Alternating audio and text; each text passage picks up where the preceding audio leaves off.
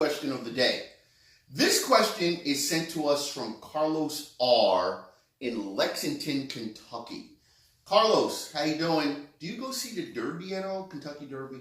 I've never been to the Kentucky Derby. I hear it's really nice. I would wear one of those really big hats, but I don't think that men actually wear the big hats. Do they? I don't know, Carlos. When I respond to your question, you let me know whether or not men wear the big hats at the Kentucky Derby. Or anybody. Just let me know, because I just want to wear the really big, hat. I think I would have horses running around. Anyway, the question from Carlos is, with so many salts out on the market today, what are they all for? So, Carlos, that's a good question. I love it because I love salt. But I don't love salt from the perspective of using a ton of it in everything where it's just super salty. So, here's what you need to know.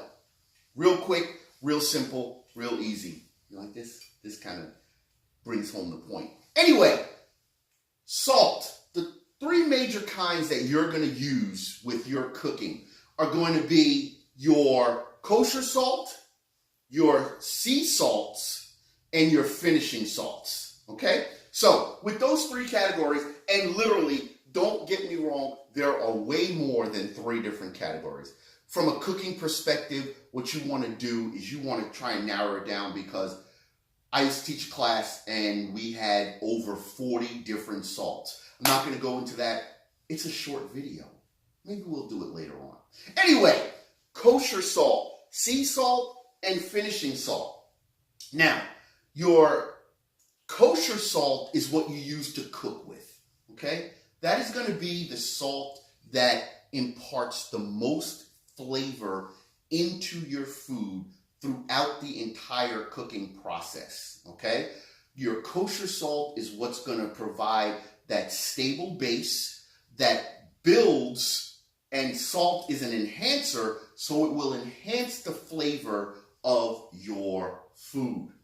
However, salt that's kosher salt, you would not necessarily use that when you want to finish, which is your finishing salt. And what finishing salt does is it gives you that little pop of flavor at the end. Most of the time in a restaurant or when we're doing catering jobs, we will use black Hawaiian salt, crush it up where it's nice and still, almost like little pebbles, and use that to garnish our plates. It looks beautiful with some edible flowers. Oh, so delicious. Anyway, those types of salts are your finishing salts. Your sea salts, like your Maldens, your Fleur-de-Sel, those things like that, are going to be salts that you use, and they're normally flake in a flake variety, because as you sprinkle that on, the moisture will let those salts kind of melt into whatever. So you have a nice, powerful pop of salt.